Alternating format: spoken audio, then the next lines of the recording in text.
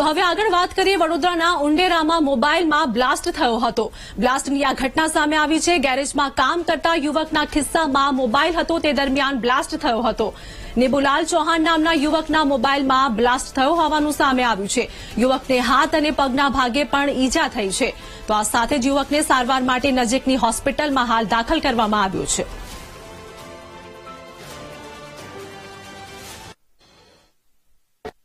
આપણે પેલા tempo traveller નીચે કામ કરતા હતા તો એના નીચે મોબાઈલ ફાટ્યો। સેમસંગ કંપનીનો હતો, ખિસ્સામાં ફાટ્યો। અને એ ભાઈ છે ને ટેમ્પો ટ્રાવેલર નીચે કામ કરતા હતા અને રાઈટ સાઈડ ખિસ્સામાં મૂકેલો અને ઓન ધી